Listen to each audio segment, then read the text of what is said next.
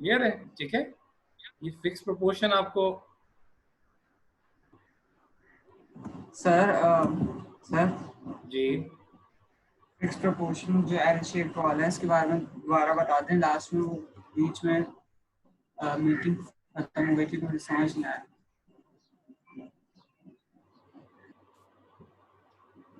For example आप ये देखो कि जो हमारे पास एल शेप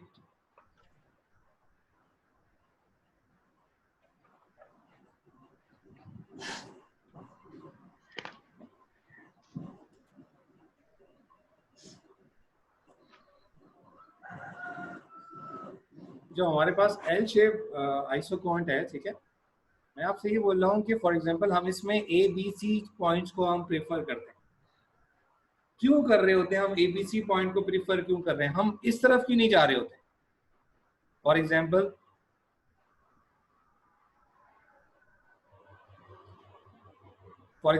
हम ये डिस्कस ये कर रहे थे कि फॉर एग्जांपल हमने कहा कि हमारे पास एक पॉइंट ये है और एक पॉइंट ये है।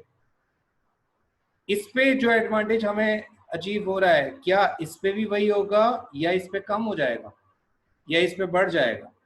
ये दोनों पॉइंट्स जो ग्रीन में शो हो रहे हैं, ठीक है, इट शोज आपको ये इंफॉर्मेशन क्या दे रहे हैं कि फॉर एग्जांपल ये एल शेप्ड हमारे पास प्रोडक्शन आइसोकॉन्ट है, ठीक है, इस पे जो आउटपुट है वो कांस्टेंट है।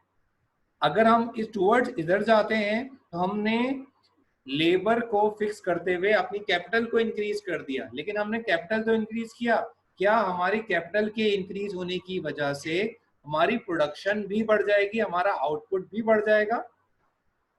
क्वेश्चन हमारे पास आता है कि क्या हमारे पास जो एल शेप प्रोडक्शन प्रोसेस है उसमें हम अगर अपनी कैपिटल को इंक्रीज कर रहे हैं, हमने इस पॉइंट पे हमने चूज कर रहे हैं, तो इस पॉइंट पे चूज करने की वजह से कैपिटल तो हमने इंक्रीज कर ली है। क्योंकि कैपिटल क्यों इंक्रीज कर ली? देखो ये लाइन है हमारे पास उसकी लेबर की, और ये लाइन है हमारे पास कैपिटल की। क्लियर? लेकिन जैसे ओरिजिनली कहाँ पे थे? ओरिजिनली हम इस लाइन पे थे। हमने ये कैपिटल को इंक्रीज तो किया है, लेकिन कैपिटल को इंक्रीज करने की वजह से हमारा जो आउटपुट है वो Q3 है। Q3 पे ये आइसोकॉन्ट पे हर लेवल के ऊपर जो है प्रोडक्शन जो है वो कांस्टेंट है। इट मींस कि अगर हमने कैपिटल को इंक्रीज कर रहे हैं तो हमारी जो प्रोडक्शन है वो फिक्स्ड है, वो अपनी जगह से नहीं हो रही अनटिल कि अगर आपके पास कोई दूसरा आइसोकॉन्ट नहीं। क्लियर? ठीक है, इसको फिक्स प्रोपोर्शन आइसोकॉन्ट भी कहते हैं। ठीक है, अब नेक्स्ट हमारे पास, ठीक है, ये आपने कर लिया, इट्स अबाउट दी आइसोकॉन्ट। ठीक है, ये आइसोकॉन्ट था। थोड़ा जल्दी में इसलिए है क्योंकि हमें आज जो क्लास है, ठीक है, अब टाइमिंग भी छोटे हो गए हैं, आज हमें कॉस्ट का अपना चैप्टर स्टार्ट करवाना था, लेकिन आई डोंट थिंक सो कि वो स्टार्ट हो सकेगा। इसको देखते हैं। नेक्स्ट जो हमारे पास टॉपिक है which is called isocost line. Next जो हमारे पास टॉपिक है वो हमारे पास नेक्स्ट जो टॉपिक है वो हमें बता रहा है आइसोकॉस्ट लाइन। ठीक है, what is isocost line? What is isocost line? क्या होती है आइसोकॉस्ट लाइन? अगर आपने इंडिफरेंस कर्व यानी कि थ्योरी ऑफ कंजम्पशन को डिटेल में, आई होप कि आपने स्टडी कर लिया होगा। जब आपने इंडिफरेंस कर्व को स्टडी कर लिया है तो उसके साथ कॉम्बिनेशन होता है बजट लाइन का।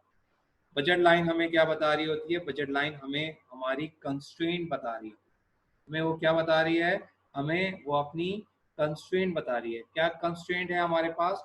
हमारे पास बेसिकली कंस्ट्रेंट ये है। क्या कंस्ट्रेंट है हमारे पास? हमारे पास कंस्ट्रेंट है कि बजट लाइन जितना ज़्यादा आप उसकी तरफ जाते हो, ठीक है, जितना ज़्यादा आप अपनी सेटिस्फेक्शन को बढ़ाते हो, तो बजट लाइन हमारे पास क्या करती है? बजट लाइन हमारे पास ये इंफॉर्मेशन प्रोवाइड करती है, वो हमें रिस्ट्रिक्ट करती है कि हमारी लिमिटेशंस को इंफॉर्मेशन देती है। सेम कॉन्सेप्ट हमारे पास ये थ्योरी ऑफ प्रोडक्शन के अंदर भी है, लेकिन उसको हम लोग क्या कहते हैं? उसको हम लोग आइसोकॉन्ट। What is isoquant? हम आइसोकॉन्ट कहते हैं कि फॉर एग्जांपल कि हमने फर्म की कोशिश क्या है, फर्म की कोशिश ये है कि अपनी प्रॉफिट को मैक्सिमाइज करें। प्रॉफिट को मैक्सिमाइज किस तरह कर सकती है, प्रॉफिट को मैक्सिमाइज कर सकती है कि जब वो अपनी प्रोडक्शन साइट को बढ़ाएगी। लेकिन जब उसको प्रोडक्शन साइट को बढ़ाने की बात करता है तो उसको जो एक कंस्ट्रेंट प्रोवाइड करता है प्रोडक्शन में, वो उसकी कॉस्ट करती है। जो कंस्ट्रेंट में उसको, वो कंस्ट्रेंट की जो प्रोडक्शन है वो क्या है, यानी कि थ्योरी ऑफ प्रोडक्शन में जब कंस्ट्रेंट की तरफ जाते हो तो वो कॉस्ट लाइन को आइडेंटिफाई कर रही होती है। अब ये देखो कॉस्ट लाइन यहाँ पे किस तरह से लिखी गई है। फॉर एग्जाम्पल मैं आपको याद इसको दिला दूं कि for example m is equal to p of x into x plus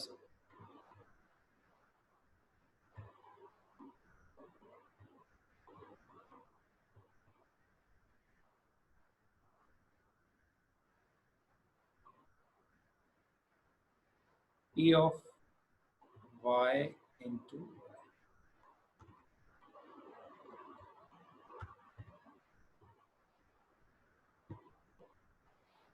clear है? ये मैंने थ्योरी ऑफ कंजम्पशन की कंस्ट्रेंट लाइन लिखी है which is called budget line, budget equation. ये मेरी थ्योरी ऑफ कंजम्पशन की है। इसको अगर मैं इंटरचेंज कर लूं, इसको मैं कहूं कॉस्ट लाइन की अगर होगी तो किस तरह होगी, मैंने कहा C stand for cost is equal to price of the labour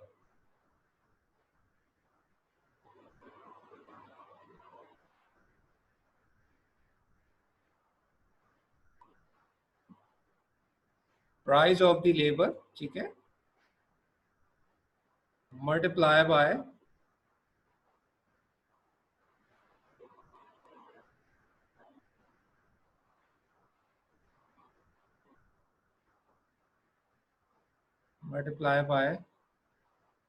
labour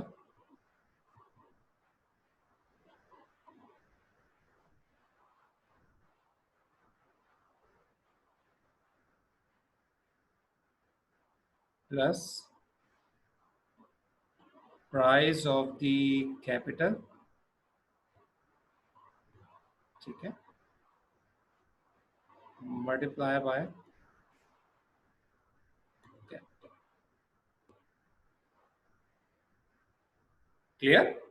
मैंने कहा कि मैंने इसको यूं करके लिख दिया है, ठीक है, इसको मैंने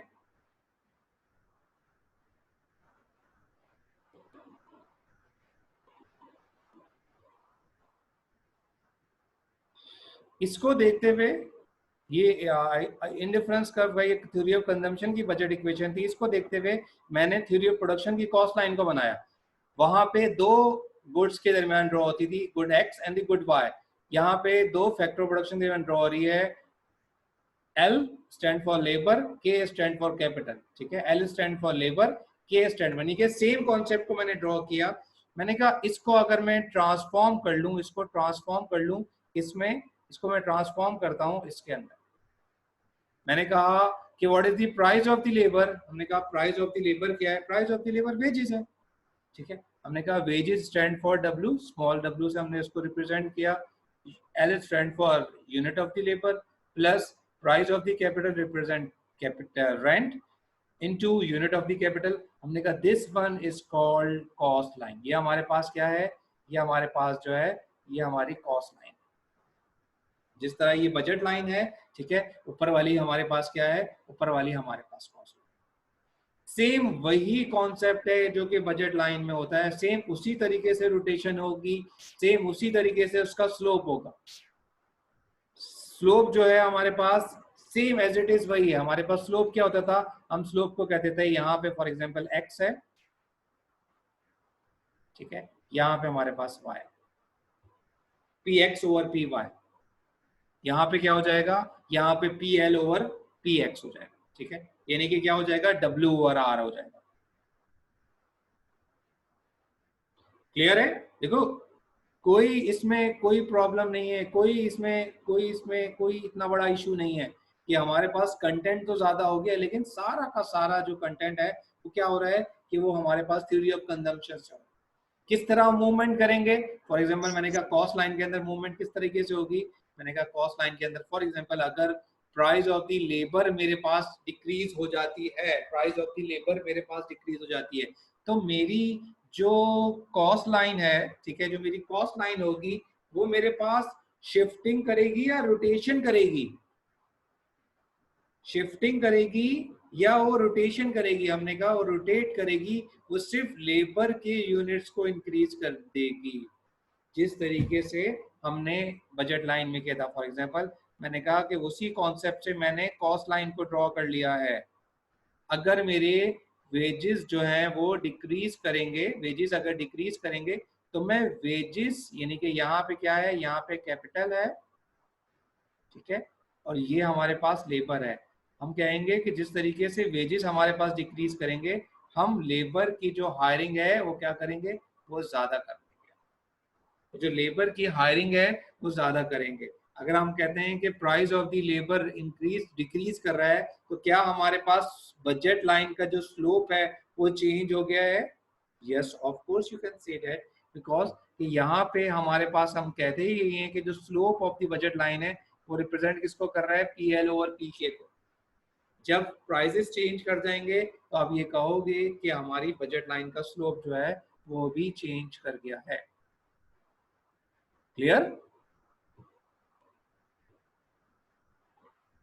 किस पॉइंट पे कहोगे कि वो कौन सा पॉइंट है जहां पे आप ये कहोगे कि फॉर एग्जांपल हमारा जो बेसिकली किस पॉइंट पे आप कहोगे कि यहाँ पे फर्म का फर्म बेसिकली यहाँ पे क्या कर रही है, यहाँ पे फर्म की जो है वो लीस्ट कॉस्ट है।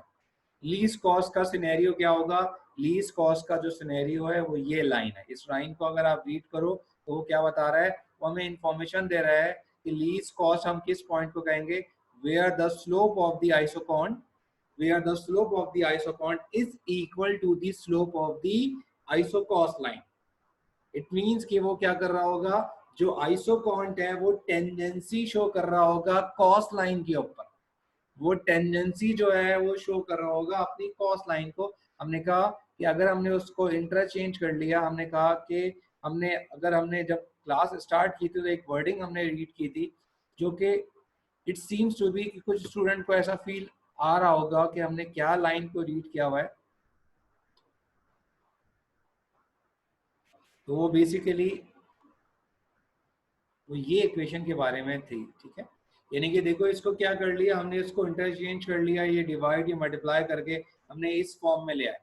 अब इसको हमने रीड कैसे किया, the last dollar spent on the factor of production में हमने कहा the last dollar spent on the labour which gives the equal amount of, यानी कि लास्ट डॉलर स्पेंड किया हमने लेबर के ऊपर, उसकी वजह से हमें कुछ मार्जिनल प्रोडक्टिविटी ऑफ लेबर मिली, यानी कि मार्जिनल प्रोडक्ट मिली लेबर की, उसका ratio as it is same आना चाहिए कि जब लास्ट डॉलर हम कैपिटल पे स्पेंड करें और वहां से जो रेशो आएगा कैपिटल का वो as it is same.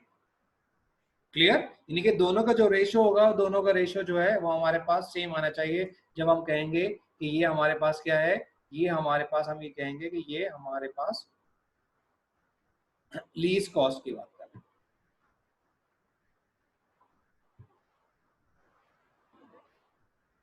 For example ये एग्जांपल लिखी हुई है, क्या ये हमारे पास ये सारा हम इसको आप कर लीजिएगा, ठीक है, उसको घर पे एक दफा रीड कर लीजिएगा, ठीक है। हमने कहा ये हमारे पास ऑब्जर्वेशन है, एक का जो एमपीके ओवर पीके है उसका रेशो आ रहा है 4, एमपी का एल ओवर उसका रेशो आ रहा है 10, ठीक है। ये दोनों नॉट इक्वल है, यानी कि MPL over PL is greater than MPK over PK, ठीक है। इसका मतलब क्या है, फर्म क्या करेगी, फर्म बेसिकली क्या करेगी, फर्म बेसिकली बता रही है कि जो लास्ट डॉलर स्पेंड कर रहे हो, जो लास्ट डॉलर आपने स्पेंड किया है लेबर के ऊपर, उसने हमें ज्यादा चीजें प्रोवाइड की हैं, उसने हमें ज्यादा चीजें प्रोवाइड करी, ठीक है। तो हम क्या करेंगे, हम लेबर की हायरिंग मोर रखेंगे और कैपिटल को कम करेंगे। लेबर को हायर मोर करेंगे, लेबर को क्योंकि क्यों ज्यादा करेंगे, लेबर की तरफ क्यों ज्यादा कंसंट्रेशन रखेंगे, क्योंकि जितनी ज्यादा आप लेबर को हायर करोगे तो लॉ ऑफ डिमिनिशिंग हमारे पास क्या है, जब लेबर हायर होगी तो उसका कर्व जो है वो डिमिनिश हो जाएगा। तो इसका रेशियो ऑटोमेटिक डिक्रीज होना शुरू हो जाएगा। क्लियर? क्लियर है? ये उसने ये एक्सप्लेनेशन दी। ये आइसोकॉस लाइंस हो गई, ये सारी उसने बता दी है।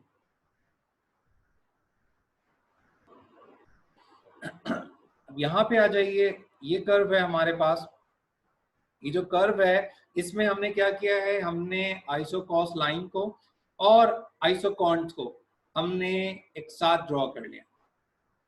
फॉर एग्जांपल Q1 Q2, यानी कि हमने हमारे पास यहाँ पे कंस्ट्रेंट आ गई। फॉर एग्जांपल अगर हम प्रोडक्शन को बढ़ा रहे हैं, प्रोडक्शन को बढ़ाने की वजह से हमारे पास कॉस्ट भी बढ़ती जा रही है। जो कॉस्ट है वो बेसिकली फर्म के पास कॉस्ट अवेलेबल नहीं है। फर्म के पास जो कॉस्ट है वो हमारे पास, वो बेसिकली फर्म के पास जो कॉस्टिंग है वो अवेलेबल नहीं है। फर्म के पास जो हायर कॉस्ट है वो अवेलेबल नहीं है। तो फर्म क्या करेगी, फर्म बेसिकली फर्म क्या चाहेगी, फर्म ये चाहेगी कि वो अपनी बजट में रहते हुए प्रोडक्शन करे। अब यहाँ पे आप बात करते हैं कि हम किसको प्रीफर करेंगे, हम किसको प्रीफर करेंगे, either Q1, Q2 and Q3। हमने कहा क्या Q3 को प्रीफर कर सकते हैं। फर्म की अप्रोच तो यही थी कि वो हायर प्रोडक्शन करे, लेकिन उसके पास जो कॉस्टिंग थी उसकी, वो कॉस्टिंग उसके पास T2 तक जा रही थी, यानी कि Q2 तक जा रही थी। हमने कहा Q1 भी नहीं आएगा क्योंकि Q1 का रेशियो जो है वो, इसका जो स्लोप है वो हमारे पास यहाँ पे टेंजेंसी शो नहीं कर रहा। टेंजेंसी कौन सी पॉइंट हो रही है, टेंजेंसी सिर्फ Q2 पॉइंट के ऊपर आ रही है। यानी कि ये जो कैपिटल और जो लेबर यहाँ पे आ रहा है वो हमें क्या कर रहे होंगे, वो हमें लीस्ट कॉस्ट की तरफ लेके जा रहे हैं, जिसकी वजह से हमने कहा कि यहाँ जो slope of the budget, slope of the isoquant है, ये इक्वल हो गया होगा slope of the isocost line. Clear? ये पॉइंट है, ये जो हमें बता रहा है, ये रिफ्लेक्ट कर रहा है, ये क्या पॉइंट बता रहा है कि ये हमारे पास ये पॉइंट आ गया। ये दोनों पॉइंट्स क्या हो गया होंगे, ये ऊपर लिखे हुए हैं, ये दोनों पॉइंट जो हैं वो हमारे पास इक्वेट हो गए। क्लियर?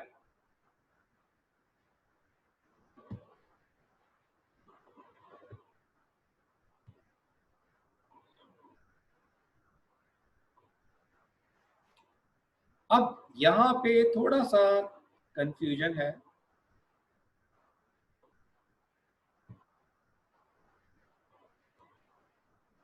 यहाँ पे थोड़ा सा देखो कंफ्यूजन क्या है। अब यहाँ पे आप ये देखो कि यहाँ पे लास्ट में हमारे पास आइसोकॉन 3 बने हुए थे, अभी हमारे पास टोटल कॉस्ट 3 बनी है। किसको प्रीफर करोगे, T1, T2 और TC3, किसको प्रीफर करोगे, कौन सी कॉस्ट लाइन को आप प्रीफर करोगे? क्योंकि हमें पता है कि लीस्ट कॉस्ट की बात कर रहे हैं, तो TC1 को प्रीफर क्यों नहीं करेंगे? TC1 को प्रीफर हम इसलिए नहीं करेंगे क्योंकि उस वक्त हमारे पास देखो नजर आ रहा है कि TC1 जो है हमारे पास, उस पर कोई आइसोकॉन्ट हमें नजर नहीं आ रहा। TC3 पे हमने कहा, TC3 पे हमारी जो slope of the isoquant is not equal to the slope of the isocost. लेकिन TC2 पे हमने कहा कि TC2 पे हमारे पास ये यहाँ पे अवेलेबल है, इसलिए हमने इसको प्रीफर किया। ठीक है, ये जानते हुए भी कि TC1 जो है हमारे पास लीस्ट कॉस्ट है, लेकिन हमारे पास जो स्लोप ऑफ द आइसोकॉन्ट है वो किस कब इक्वल हो रहा है, वो TC2 पे हमारे पास इक्वेट कर रहा है, इसलिए हम इसको प्रीफर कर रहे हैं। ठीक है, अब यहाँ पे ये देखो चीजें देख लो, ये बता रहा है कि फॉर एग्जांपल अगर रेशो हमारे पास MPL over W is greater than, हमने कहा अगर हमारे पास ratio, for example exam point of view से बहुत इंपॉर्टेंट है ये, क्योंकि ये डिसीजन कर रहा है हमारे पास, ये हमें इंफॉर्मेशन दे रहा है कि अगर for example MPL over PL आपके पास रेशो जो है वो ज्यादा आ रहा है, MPL ओवर PL आपके पास ज्यादा आ रहा है, तो हम क्या करेंगे, फर्म जो है अपना आउटपुट इंक्रीज करने के लिए, यानी कि उसकी कोशिश क्या होगी कि आउटपुट इंक्रीज करो without increasing the production cost. Firm कहाँ ट्रांसफर हो जाएगी, from capital to labour. Firm transfer हो जाएगी, वो लेबर को ज्यादा हायर करेगी, क्योंकि वही कॉन्सेप्ट है कि जितना ज्यादा लेबर को हायर करेगी, ये जो रेशियो होगा ये क्या होना शुरू हो जाएगा, ये डिक्रीज होना शुरू हो जाएगा। अगर हमारे पास ये रेशियो है, ठीक है, कैपिटल का रेशियो बड़ा आ रहा है, तो फर्म क्या करेगी, लेबर को डिक्रीज करेगी और कैपिटल की तरफ जाना शुरू करेगी, जिसकी वजह से ये इंक्रीज होगा, ये डिक्रीज होना शुरू हो जाएगा। तो ये रेशियो क्या हो जाएगा, ये दोनों रेशियोज जो हैं वो आपस में इक्वेट करने चाहिए। क्लियर? ये फर्म का बेसिकली पॉइंट था कि किस तरह फर्म जो है प्रेफर करेगी। सेकंड हमारे पास है कॉन्सेप्ट है which is called expansion path. What is the meaning of expansion path? Like in the theory of consumption what we have done, ठीक है, हमने कहा कि जो थ्योरी ऑफ कंजम्पशन था, ठीक है, थ्योरी ऑफ कंजम्पशन के अंदर बेसिकली क्या था, हमने ये देखा था कि जब हम इनकम को कर रहे थे, ठीक है, तो एक कर्व बनता था आईसीसी। जब हम प्राइस के चेंज कर रहे थे तो एक कर्व बनता था पीसीसी, यानी कि income consumption curve and the price consumption. Clear? यहाँ पे हम जिस तरीके से अपनी कॉस्ट को डिक्रीज करेंगे, जिस कॉस्ट के ऊपर डिफरेंट वो आएगा, उस कॉन्सेप्ट का नाम है एक्सपेंशन पाथ। उसका क्या नाम है? Expansion path. ये देखो कि फॉर एग्जांपल हम क्या कर रहे हैं, हम क्यू डबल नॉट से हम इंक्रीज करते जा रहे हैं, ठीक है। ये जितने भी आइसोकॉन टेंडेंसी शो कर रहा है आइसोकॉन पे, ठीक है, जितनी भी टेंडेंसी शो करेगा आइसोकॉस पे, हम उस पॉइंट को आपस में ज्वाइंट कर लेंगे, हम कहेंगे this is called expansion path.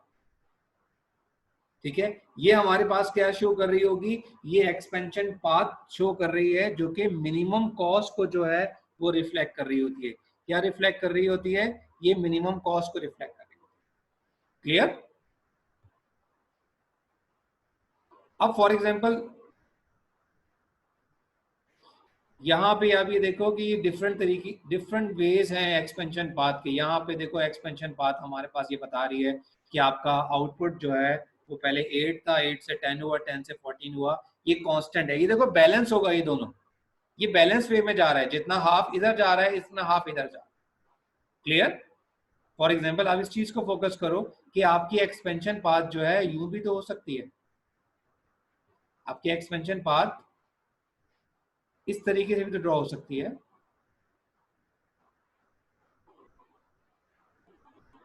ठीक है, इसका क्या मतलब होगा, या आपकी एक्सपेंशन पाथ जो है वो यहां पे भी तो ड्रॉ हो सकती है। अभी तो हमने स्ट्रेट बना लिया, ठीक है, जिसमें दोनों, अगर हमारे पास एक्सपेंशन पाथ यूं या तो अपवर्ड जा रही है या डाउनवर्ड जा रही है, इट मींस कि हम अपनी जो hiring of the factor of production है वो किसी एक के ऊपर कर रहे हैं। हम या तो कैपिटल को इंक्रीज कर रहे हैं या लेबर को इंक्रीज कर रहे हैं। अगर वो सेंट्रल 45 डिग्री से जा रही होगी तो हम ये कहेंगे कि ये बेसिकली क्या है कि यहाँ पे दोनों का जो रेशियो है वो हमने बैलेंस रखा है।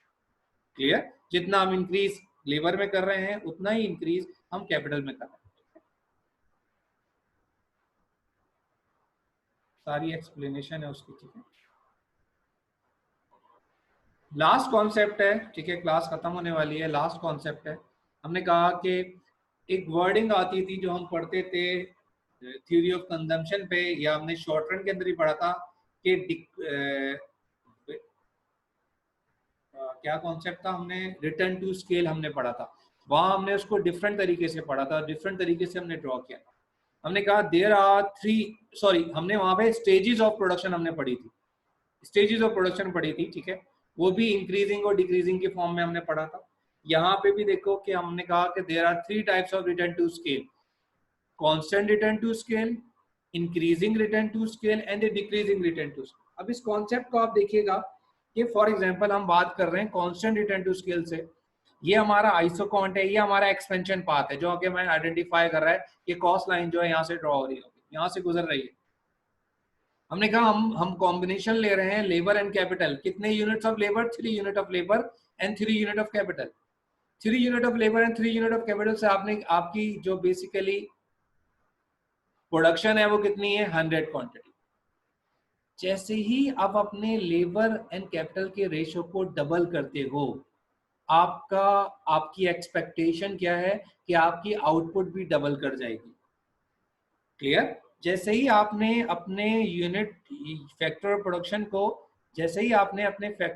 को डबल किया, ठीक है, यहाँ पे देखो कि ये 3 से आप किस पे ले गए? 3 से 6 पे ले गए। 3 से 6 पे ले गए तो आपकी जो आउटपुट है वो भी डबल हो जाती है। अगर तो आप कहोगे it's constant return to scale. आप क्या कहोगे? It's called constant return to scale. लेकिन आपने डबल किया, 3 to 6 पे ले गए और आपकी जो आउटपुट है वो मोर देन डबल हो गई। जानी किस पे चाहिए थी उसको? जानी उसको चाहिए थी 200 पे।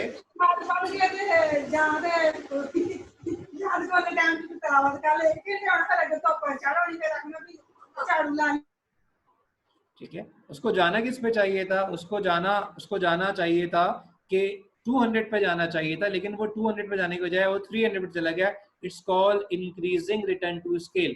हम कहेंगे कि वो हमारे पास क्या है? वो हमारे पास कहेंगे इंक्रीजिंग रिटर्न टू स्केल है। ठीक है, वो हमारे पास क्या कहला रहा होगा? वो हमारे पास कहला रहा होगा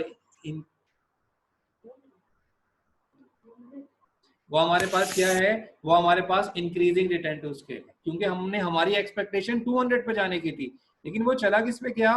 वो 300 पे चला गया। क्लियर? तो हमने कहा ये इंक्रीजिंग रिटर्न टू स्केल है, ये मोर देन डबल हो गया हमारे।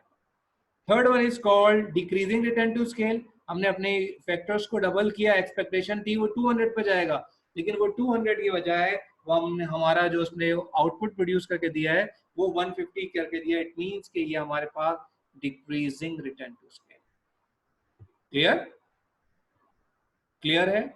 ये सारा उसको एक्सप्लेन किया हुआ है। इंक्रीजिंग रिटर्न टू स्केल हमें बताएगा, ठीक है, कि हमारा इनपुट डबल होने से हमारा आउटपुट भी डबल। आज जो है, अब ये देखो कि ये रिटर्न टू स्केल है, ये रिटर्न टू स्केल हमारे पास बता रहा है। ये इस तरीके से भी बता सकता है कि फॉर एग्जांपल 5 to 10 किया, सॉरी आपने 2 and 5 था, आपने यूनिट्स को डबल किया, ये 2 से 4 हो गया, 5 से 10 हो गया, आउटपुट कितना हो गया? 10 से 20 पे चला गया। इट मींस के इंक्रीजिंग डिक्रीजिंग कांस्टेंट। आपने कहा ये कांस्टेंट रिटर्न टू स्केल, ये लिखा हुआ कांस्टेंट।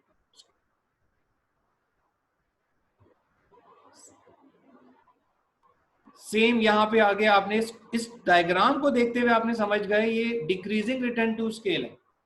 ठीक है, सॉरी, इस डायग्राम को आपने देखा 2 से 5 पे गया, 2 से 5 पे गया, और 5 से किस पे जा रहा है? 5 से बेसिकली 10 पे चला गया है। 20 यहाँ पे आना चाहिए था, ये 30 की तरफ जा रहा है, यानी कि 30 से भी ज्यादा है। इट मींस कि ये क्या है हमारे पास? हमने कहा ये इंक्रीजिंग रिटर्न टू स्केल। ठीक है, क्योंकि ये आउटपुट की तरफ वो लेके जा रहा है। ये सारा उसने रिवाइज कर लिया और यहाँ आपका जो लेक्चर है, ठीक है, अब वो यहाँ पे खत्म। क्लियर है? अगर इसमें कोई कंफ्यूजन है आपको लेक्चर में तो उसको दोबारा से आप उसको रीड करिएगा। इट मींस के जो आपका थ्योरी ऑफ प्रोडक्शन है, ठीक है, उसके अंदर कोई प्रॉब्लम, थ्योरी ऑफ प्रोडक्शन के अंदर, और सॉरी थ्योरी ऑफ कंजम्पशन के अंदर प्रॉब्लम है, जिसकी वजह से आपको प्रॉब्लम। क्लियर है? आज की क्लास को हम यही डिसकंटिन्यू करते हैं, इसको खत्म करते हैं। ठीक है, और हम जाते हैं अपने क्विज की तरफ। ठीक है, क्विज में आपको अपलोड कर देता हूँ। आपकी अटेंडेंस मेरे पास आ गई है, वो मैं मार्क, ठीक है, वो मैं मार्क्स कर दूँ। ठीक है, थैंक यू, अल्लाह हाफ़िज़।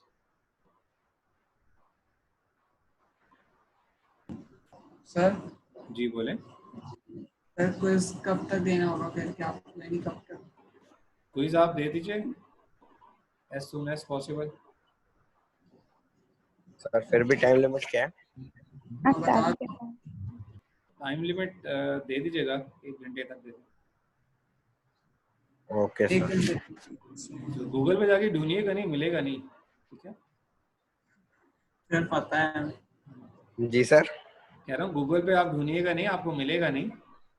ठीक है सर कोशिश करने वालों की हार नहीं होती। हाँ, बस ये आप देख लीजिएगा। ठीक है, क्लियर है? चलें, ओके, थैंक यू, अल्लाह हाफिज़। Yes sir. अल्लाह हाफिज़।